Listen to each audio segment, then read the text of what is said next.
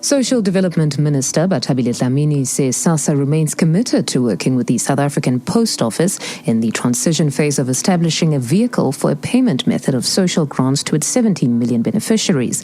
Dlamini says Sassa has worked with the Post Office over the years and is still currently working with the utility. Dlamini was speaking at a press briefing today where tensions escalated between the minister and some journalists over unanswered questions on the Sassa debacle.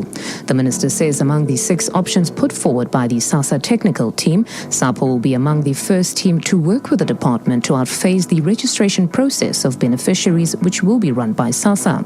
The Post Office is the agency of the state, and we believe that all departments have to work with SAPO so that we have an agency of the government that is strong and institutions that deal with finances.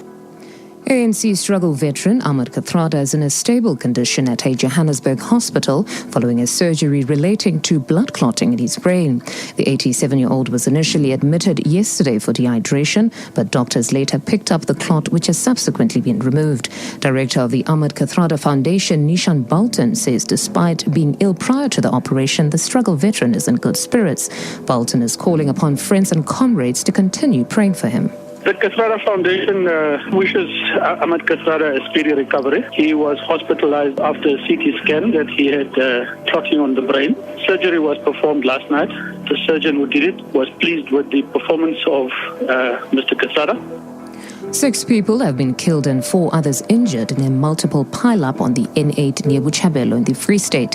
It's understood 2 vehicles initially collided head-on and caused 3 other cars to crash in the wreckage. Traffic spokesperson Kabelo Mulaubi says all the injured were transported to the nearby hospital for medical treatment. 6 people lost their lives on this fatal crash, of which 4 were females and 2 were males. Other 3 were slightly injured and 1 was critically injured, and that one who was critically injured was transported to Botshabelo Hospital. At the current moment, police are still busy with the investigation to find out what actually was the cause of this accident. 2 miners have died in a fire incident in Mitchell's Plain, Cape Town. 1 formal house and a backyard dwelling have been destroyed in the blaze from last night. Social services trauma counsellors are providing counselling to the family. 30 dwellings have also been destroyed in a separate fire incident in Kensington earlier today.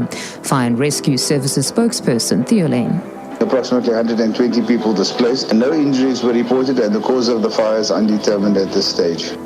And Iran and South Africa may soon reach an agreement on setting up a 50,000 barrels per day gas-to-liquids plant in Iran. According to Iranian media, the gas-to-liquid plant was one of various items on the agenda during discussions between Energy Minister Tina Jomet-Peterson and Iranian Deputy Oil Minister Mazi Shadeh in Tehran earlier today.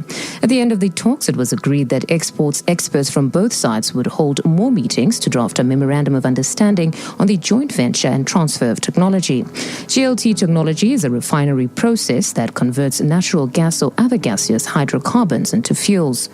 Gauteng weather for tomorrow is partly cloudy with isolated showers and thunder showers. Johannesburg is a minimum of 18 and high of 20.